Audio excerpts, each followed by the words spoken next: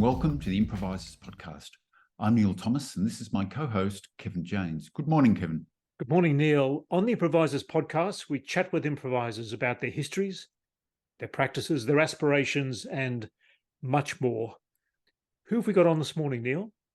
Today, it gives us great pleasure to be in conversation with SHAUN McLEOD.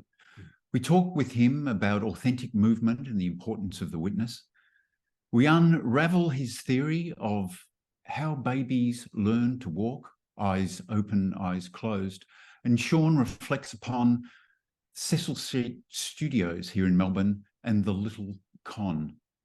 He also talks about the aging dancer and doing more with less. Good morning, SHAUN McLEOD. It's a great pleasure to have you on the Improvisers podcast this morning. How are you going? I'm very well, Neil. It's great to be here. Thank you for the invitation. We're really keen to have a chat to you this morning. Terrific. Maybe we'll start with when did it all begin? When did you run into improvisation, or when did it run into you?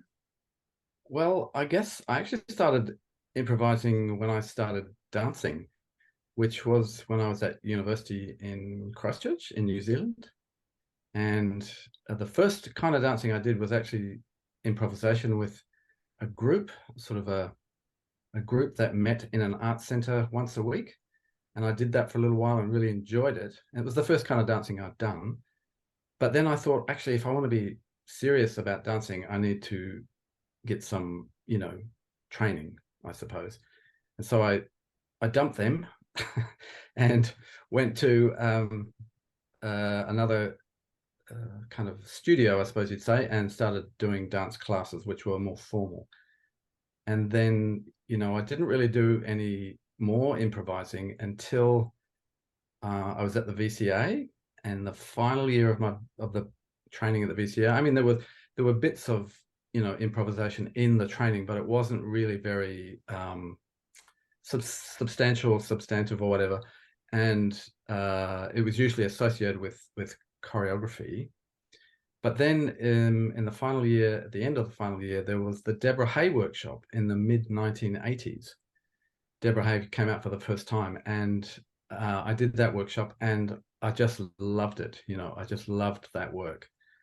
And, I kind of held that in my back pocket.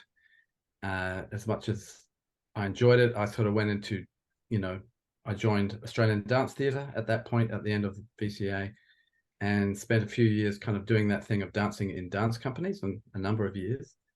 And again, in that situation, there were opportunities for improvisation, but not very concentrated, or, it was usually serving another purpose. It wasn't about performance. It was about kind of generating movement material, generating choreography. And I suppose I returned more intensively to, I got a travel grant to travel overseas in 1990. I went to New York for 6 months. I went to Europe for 6 months. And in that year, I did quite a lot of improvising. Things like, not only, but also, contact and more sort of, workshops and improvisation in those places. In Barcelona, I started working with a group of people who had created a small company. They were called Robadura, and they were improvisers, and they did performance improvisation. So I joined them for a few months, and that was terrific. And so I got, I guess I got more involved in that point. But when I returned to Australia in what is about 92, I think, it was kind of like, I got work with One Extra company in Sydney. I did some kind of, project work. I worked with Danceworks, different places like that. And then I started working with Michael Collins and Nikki Fletcher. And we did a couple of shows together. And the second show was actually, it's called Fellow, and it was improvised. And Sally Smith was in that as well. And the four of us did this kind of improvised performance. And Andrew Morris was the improv coach. which was interesting. And that was really interesting work to do. It was really quite scary. It was an evening length work for a group of people who were not necessarily that kind of skilled at improvisation, but we had a bunch of scores that we understood. And then at a certain, any given point in the performance, we would, find a way to enter into one of those scores. And we would then understand, each of us would all understand that, oh, that's what we're doing now. And there was some, we had some great performances, but one thing that was really constant in that performance, it lasted about an hour, was that at the 40-minute mark, everybody would disappear. All of us as performers would disappear, to some degree, to try and regroup, get our heads back together. Sustaining an hour-long improvised performance amongst the four of us was an incredible challenge, and yeah, that was a really interesting performance. It's one of those things where I remember it, and some fantastic things came out of it. We had some great kind of moments within it, but also incredible lows where it just, things were dying so badly. And so, in the space of 1 hour, you could have both of those things. And so it was very hard to maintain that consistency over the full hour. So I suppose after that, I became more and more kind of interested and sort of committed to improvisation. And it was around that time, this was the mid to late 90s, that period, that started doing Al's classes and, doing some of his Al Wonders classes, some of his kind of events, performance events, and the things like the Year of Fridays, which I really remember very fondly. So I started getting into it more fully at that point, and became less and less. I mean, I have actually always choreographed in a more, what would you say, sort of, with set material. And I did that in my work at Deakin. I did that, with student groups. I also did it in the professional context, particularly, in the late 90s and the 2000s. But then at a certain point, I just became more and more interested in improvisation, and less kind of, I don't know, I just got, it sort of interrupted my capacity to do the choreography more in a more dedicated way somehow. But I suppose one thing that was consistent for me when I was improvising in the 2000s, in the late 90s and 2000s, was that improvisation was hard in performance. It was really hard, and it was hit and miss. It was not consistent for me. Sometimes it would be like a peak experience and you just have this wonderful kind of performing experience, and other times it was really laborious, both for me and possibly for the audience. Those sorts of experiences I had of, I'm just not present at the moment. This is not happening. I am not connecting, and it was really hard. So I suppose that was the condition that took me into doing a PhD, actually. Shaun, just a couple of things. You did teach at Deakin for about 25 years, so I just wanted to somehow name that up. But you were involved in Cecil Street and in curating, arranging the Little Con for, I think, about 7 years. Yeah, that's right. And you also, one of the papers that you wrote about Cecil Street was published, and I remember that being really significant for me to sort of have such a well articulated history. So could you say something about those years, the years in the Little Con, and your knowledge of Cecil Street and how that shaped your improvisational practice? Well, the Little Con was actually initiated by Paul Romano, and he gathered together a bunch of people who were interested in improvisation, but who, I suppose, kind of identified primarily as dancers. And, you know, prior to that, there had been things like Conundrum, which had operated on this, you know, on the same model. And I suppose the model was taken from Conundrum in the sense that it was one Sunday a month, and but it had a different flavor to Conundrum. Conundrum was much more, I suppose, light-hearted. It's not to say that Little Con didn't have moments of lightheartedness. It certainly did, but you know, this was the idea that we wanted to emphasize dancing rather than necessarily a sort of that direct connection with the audience in a very, you know, one-to-one way that you often see people do in improvisation. And so people were getting involved with what was happening with their bodies in the practice of improvisation. And sometimes it was much more internal, I suppose. And so not as readily accessible to an audience, perhaps, but certain people, you know, really related very strongly to it. Some people loved it, you know. But that was a really, I don't know, it was a really interesting time. Lots and lots of different people came through the Little Con, lots of really great performers and dancers and artists. And it was quite experimental. We would try different things, you know. We did one session of the Little Con in the streets of Fitzroy in a bunch of different laneways. Sometimes that, you know, I remember doing an event with a writer who was Indigo Perry, who would be improvising her writing in response to what was happening with the movers. There were group events, there were solos, you know, different things. And yeah, that was a really, you know, a great kind of consistent forum for doing it, you know. And very much part of the whole Cecil Street ethos, I suppose, you know.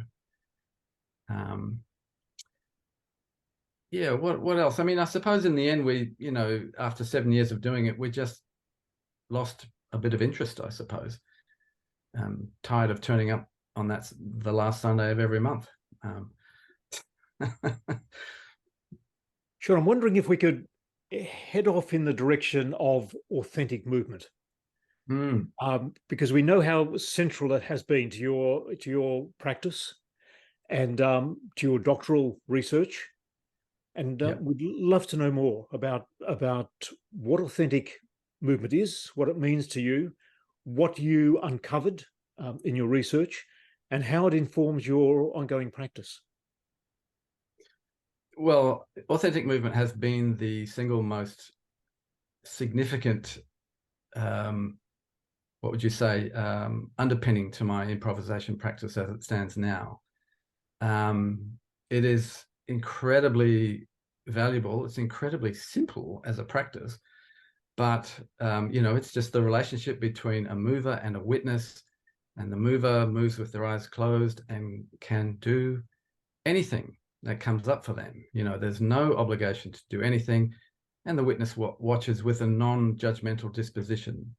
And I think there's something about that space that was so valuable for me, because when you're performing, when I was performing, I could often be undermined by the thought of, you know, the audience casting judgment on what I was doing.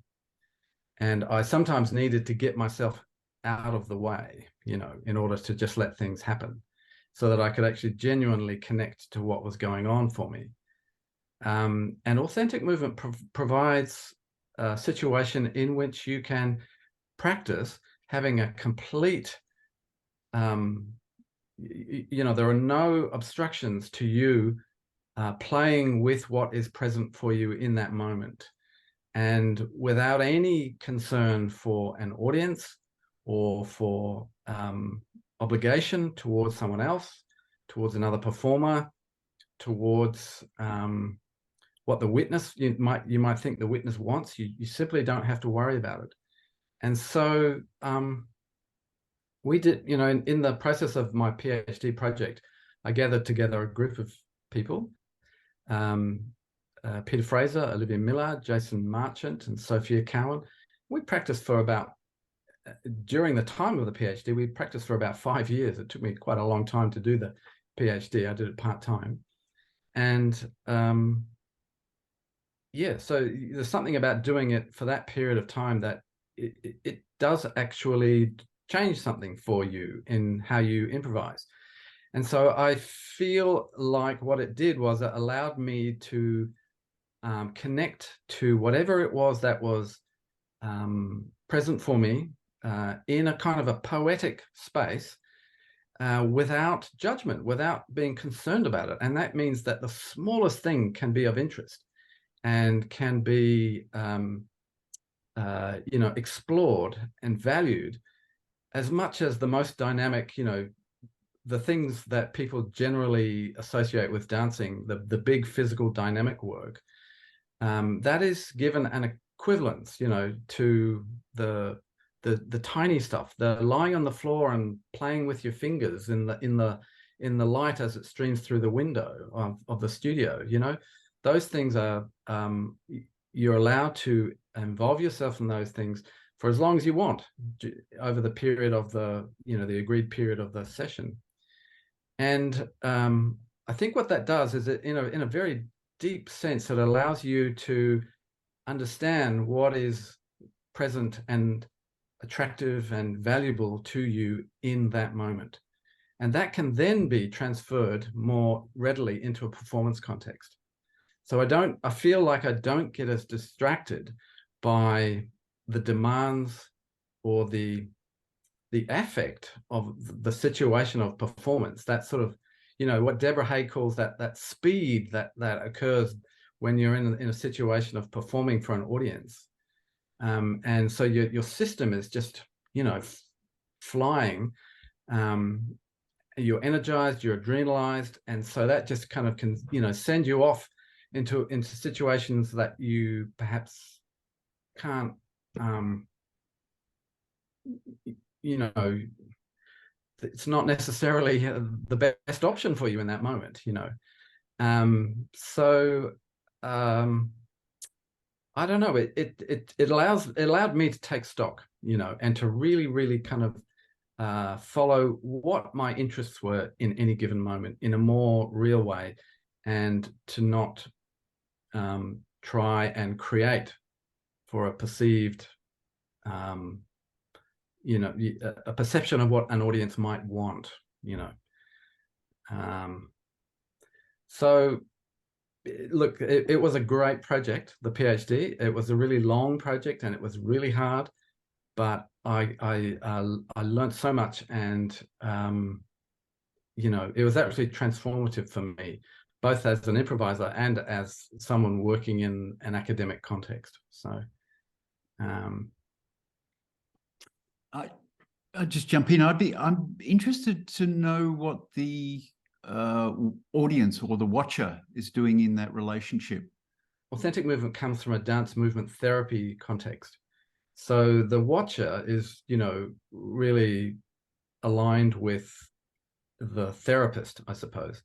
And the therapist's job is to hold the person moving, both from a practical sense, you know, to stop them walking into the wall or whatever, but also to provide them with that safe space, that safe context in which they can explore this, and to know that they are actually being observed. There's something about being witnessed about this that is really important. And it's analogous, I think, to the kind of the infant-mother relationship.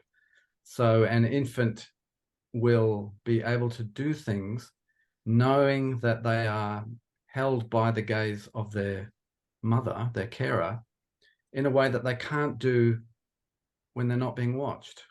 You know, there's that classic scenario of the baby standing on their legs for the first time, the toddler, and walking towards the mother because they maintain eye contact.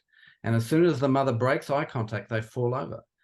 You know, there's something that that situation of being watched by someone who is there to care for you provides that it's just not possible if they're not there. You know, like if I'm moving on my own in the studio it's just not the same. It provides something else. And so it has to be, you know, the watcher has to be watching with a non-judgmental disposition, at least as far as the mover is concerned. You know, as far as they understand, they're being provided with that space, and that's the really important component of it, I think.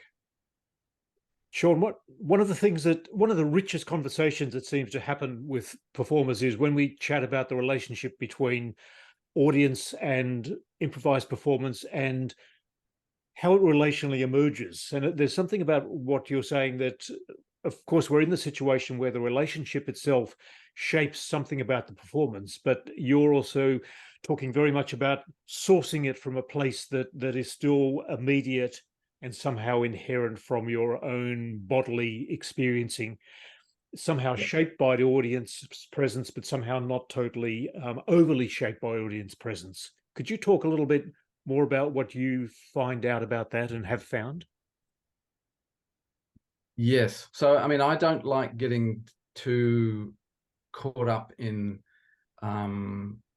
what I perceive the audience is thinking or wanting. You know, I like to perform and I like to be seen, but I don't want to determine what I think they might want and try and fulfill that. You know, so I usually like to follow the score of what is happening in my own body in any given moment. You know, and that might be sensation, it might be feeling, it might be noticing something in the room or in my body, and to allow things to emerge from that.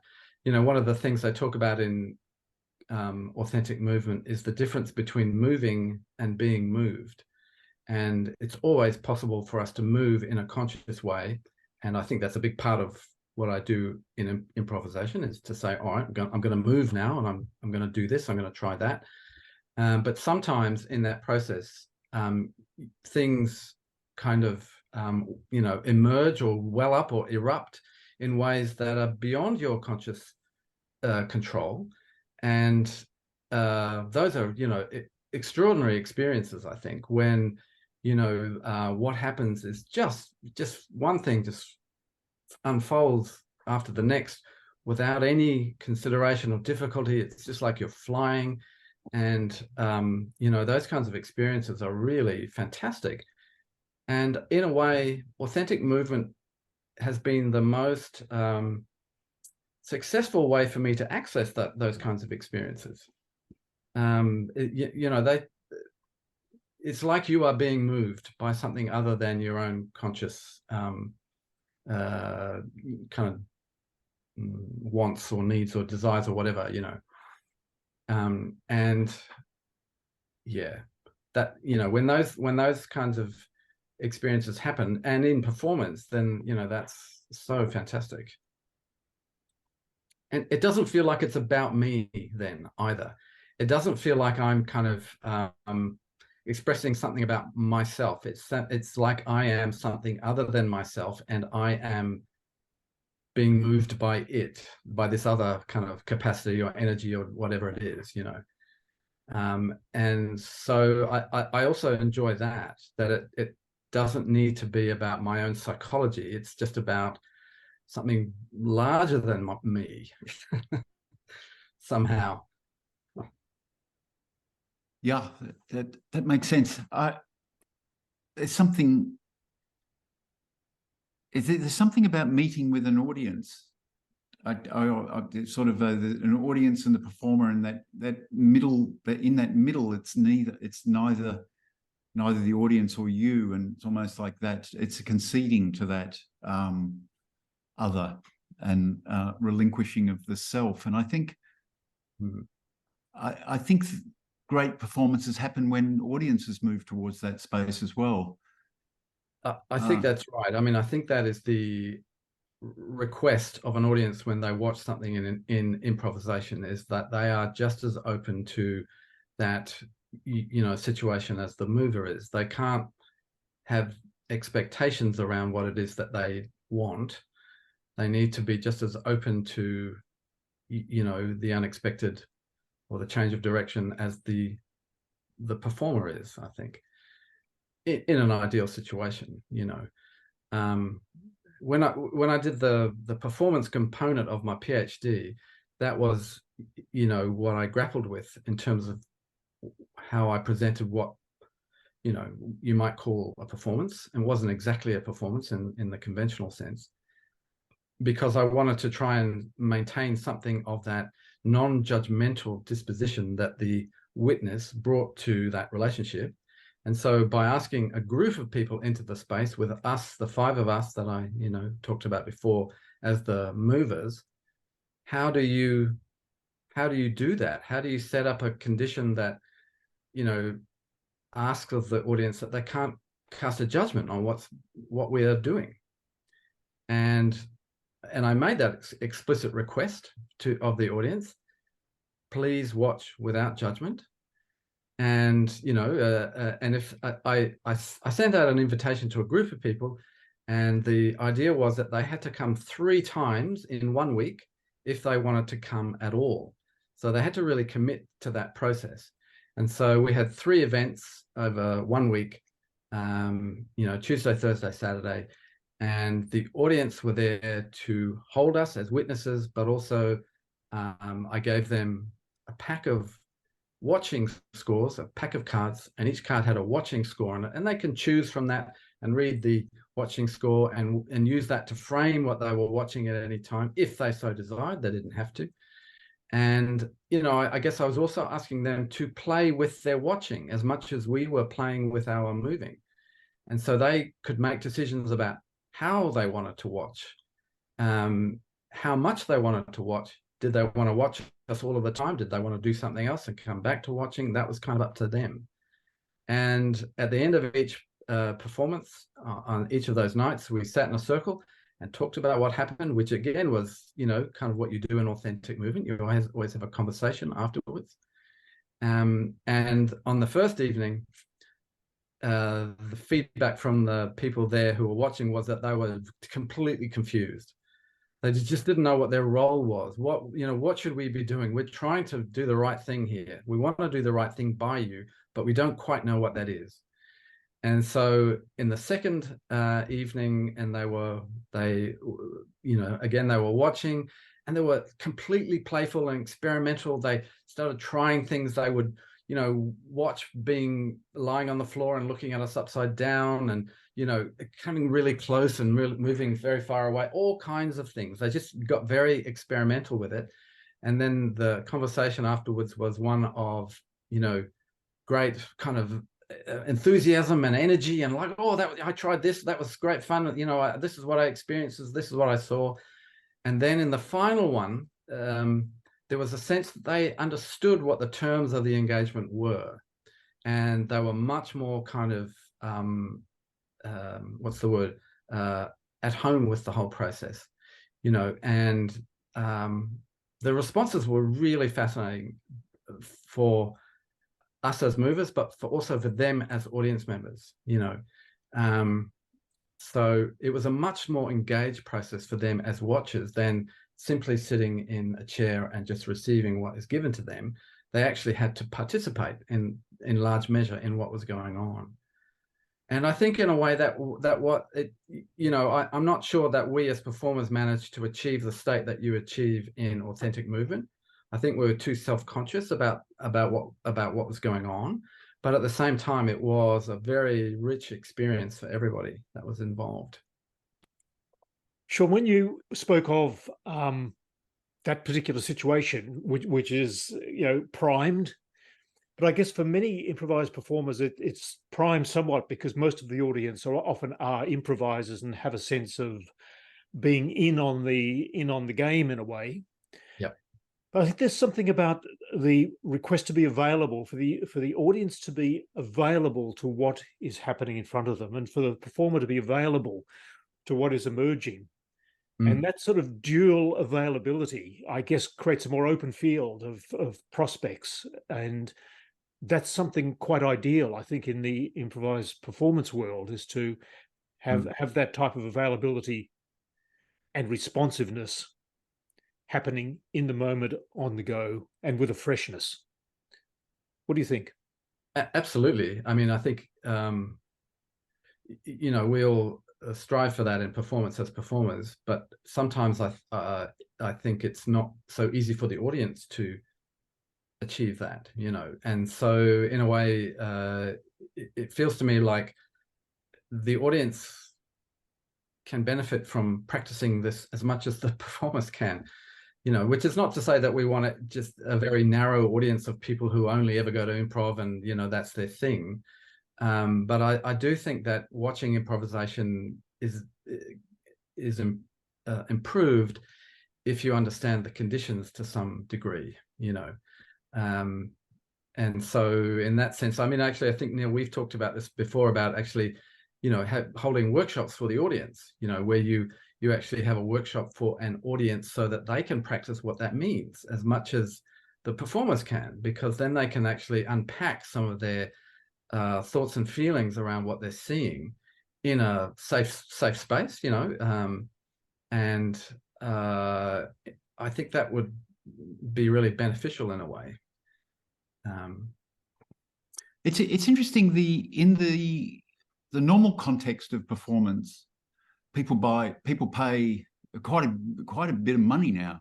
Yeah. And they have quite a controlled environment, and so the expectation is that I've paid my money, I will get the product, I will have the thing, the ride, the entertainment, I can sit there almost passively and have it dished up to me because I've paid for it. That sort of transaction. Whereas at the other end of the spectrum is this sort of notion that this is a group process of and that the more open you are, the more you will receive. Yeah. It's almost moving towards I want to say something, you know, like shamanic. It's almost process. It has a kind of almost religious kind of quality around it, in the best sense of religious, a moving towards a oneness or a wholeness or a unity. I don't consider myself a religious person, but I am always struck by the mystery that is at the heart of the authentic movement process. There is something there that is, you know, inexplicable in a way. And that is, I think, something that a group of people can share. And so the shamanic situation that you're talking about, it is actually quite, you know, it's different from authentic movement because it's a different cultural context. But I think that the spirit that arises up in the shaman, it is perhaps similar to the spirit that rises up in the mover in authentic movement, you know. And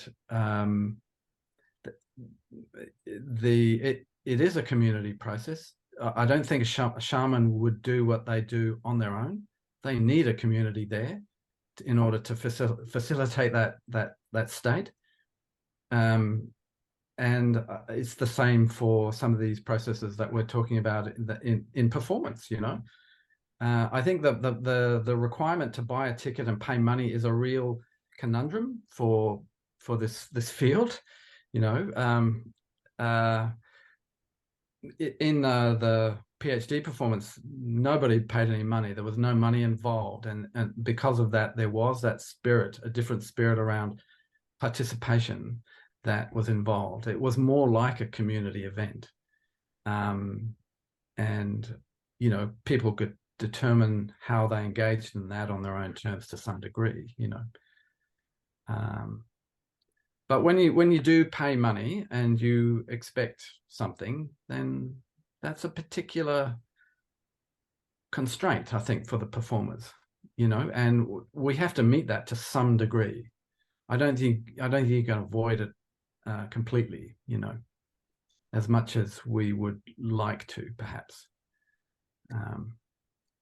Yeah, Shaun, I'm really interested in this notion of spirit arising, especially relationally in a performance. And I'm thinking of now pieces that's been happening for a while, and costs to gain access are quite low, partly for that reason, to not make it so special that that product is really foregrounded.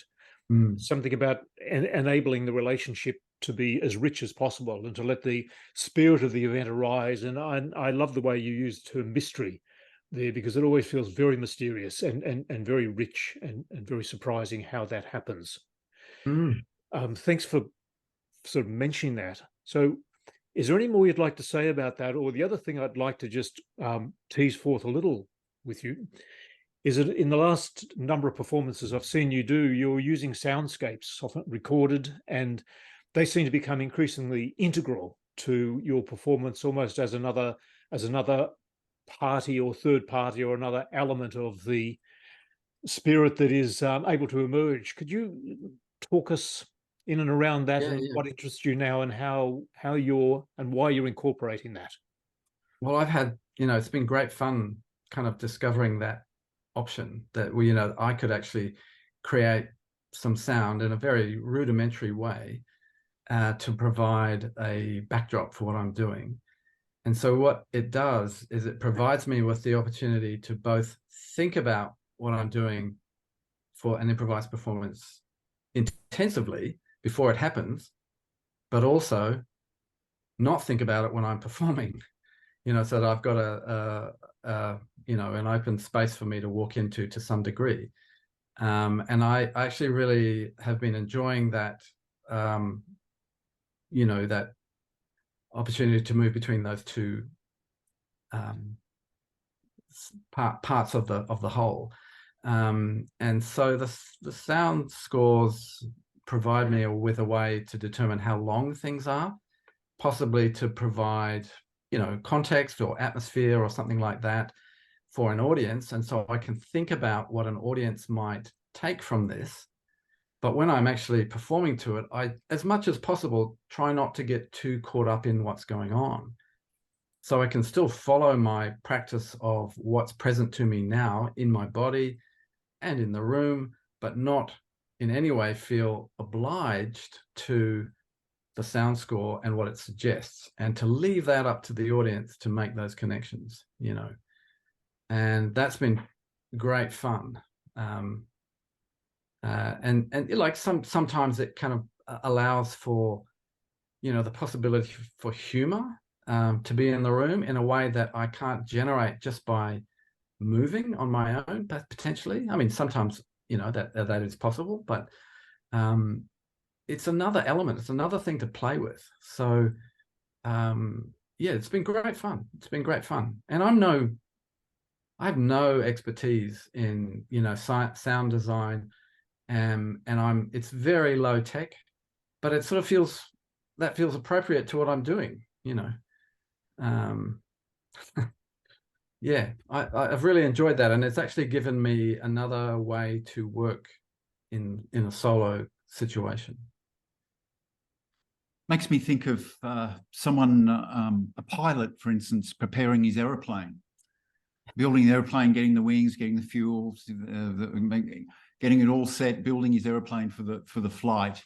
And then when it takes off, not worrying about the struts and whether the thing's going to fall apart, but just the flying. So there's something about preparing a kind of a ground for improvisation so that you can fly.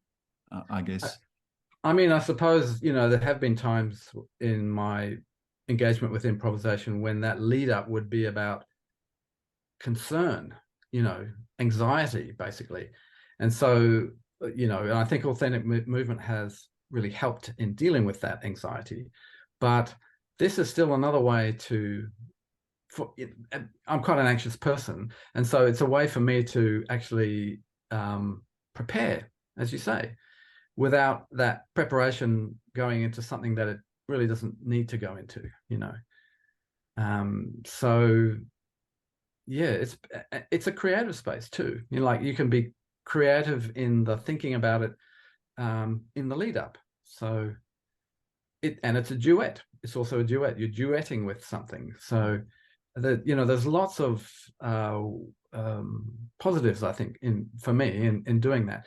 I mean, I'm a little bit limited by my level of skill, but again, that's not necessarily a bad thing. If it's going to be within this range, how can I still make it fun and interesting for myself? From just the sorts of sound material that I can access online, which is not something that, like if I could go out and record anything that I wanted, I probably wouldn't know what to do, but because I'm using found material, well, sometimes I can bounce off that quite readily because I can hear it. It's immediate. It's there. It's a kind of an improvisation as well. What's the response I have to what's right in front of me? Yep, Shaun, it's interesting what you're saying, because there's often, for some people, it's like a bit of a clean slate improvisation. Start from a clean slate and let it build and find its way from there. But I guess we're always improvising in a context. And if we shape that context in advance, we're creating a scaffold. And within that scaffold, we can still, as an improvisational performer, relinquish, I guess, ourselves to the situation and be available for then what becomes. So it's great to hear you talk about your choices around that and how that can help us to feel more sustained in our practice or more well contained by it. And yet we're still potentially liberated in the process of performing. I think you've hit the nail on the head there, really. That it is a kind of a scaffolding, and relinquished is a really good word. It does allow me to relinquish control to some degree, and so it's like having the witness in authentic movement. It's just something there that provides some support for what it is I'm doing, and hopefully, because often in performance I feel the obligation to perhaps provide something a little extra to give the audience a particular type of experience. And that might be music or something, even though when I'm practicing, I generally don't use music. But I do that because of a sense of obligation towards the audience. And so this that kind of covers that off for me to some degree, but also gives me something a bit more, well, for the time being at least, something a little bit more unexpected than putting on a piece of music. And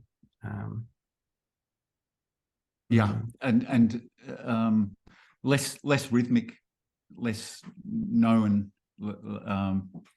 I think it's very cool. I've seen you a few times, and I just think it's very hip.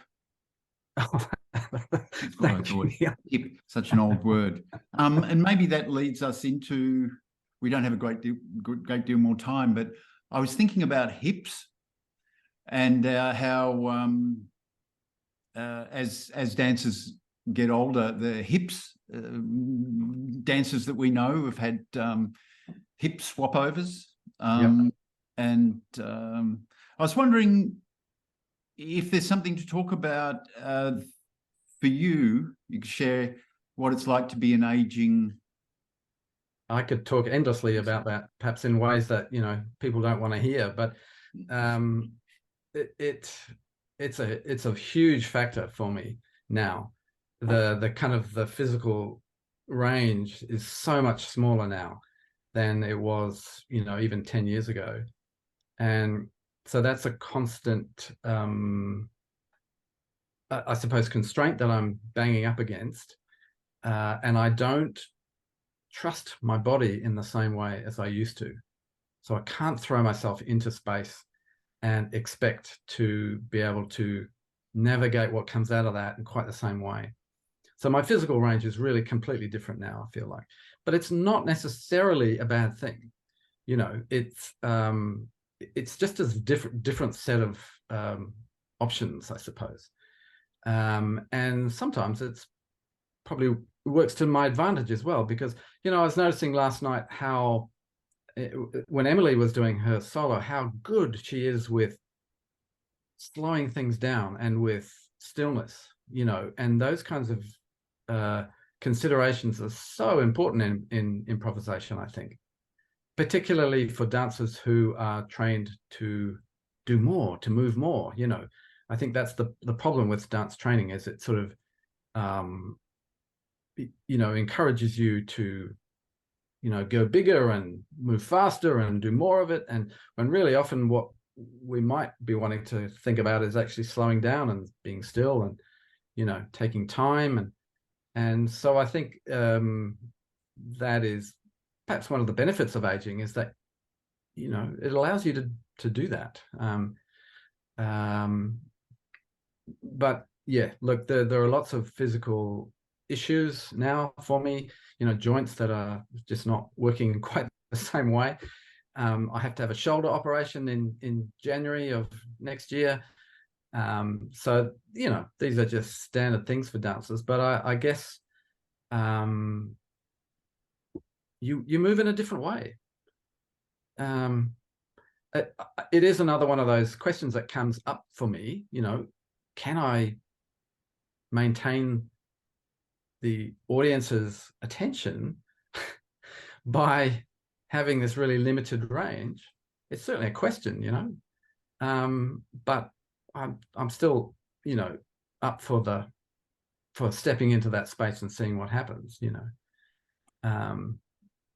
Yeah. Shaun, it makes me think of what you said a little earlier about authentic movement practice, when you were talking about lying on the floor and moving your fingers in the sunlight. The small movements versus the sort of larger, more expansive, expressive, wilder movements. And maybe there's something about privileging small movements and privileging the range of movement prospects as we age, and acknowledging small things can be as interesting and potent as larger things. And maybe it's something about bringing that particular practice into what it means to perform as we age that privileges a wider range of ways of being performatively. Absolutely. And, you know, for me, when I watch improvisation, the thing that I am moved by is when people are really connected to what they're doing. And that connection doesn't have to be like anything. It can be anything. So it might be that a person is connected with the movement of their fingertips, and that, you know, that's the thing that's actually really grabbing them in that moment. And if they're connected, then I'm connected. You know, that's the thing that I really enjoy about improvisation. And it's not about, actually, it's not about, you know, the conventional dance concerns necessarily. I mean, it might be, but it isn't necessarily about that. It's about the involvement that they are experiencing in the performance. And that's the thing that really grabs me, it really moves me, is, you know, how they've managed to latch onto something for them that's actually really appealing or significant or attractive or, you know, engaging, or whatever the word is, and they run with it. I mean, I'm always, you know, when I taught improvisation at Deakin for years, I'd always be really, really impressed by the students who could do nothing, who would, with great conviction, do nothing. There's something really powerful about that, you know, and it's the same in performance. The person that is confidently doing less is the person that you watch. And the person that is moving with, you know, thrashing around them becomes the backdrop somehow. Yeah. So anyway, Shaun, on that note, I think it's been wonderful to have you sitting in the midst of the performance and chat today, while Neil and I have been thrashing around in the background. It's been wonderful to have you foregrounded. I'd love to say something like, Shaun, your background as dancer, improviser, academic, sort of brings you to a place of being so articulate about the details of your practice, your history, what interests you, and how you go about doing things. It's been such a delight to talk with you, and I'm sure it'll be so interesting for the many viewers to have access to your world and your considerations. Remarkable. Oh, thank you, Kevin. Thank you, Neil. I've really enjoyed it. It's been great. Thanks, Shaun. Brilliant.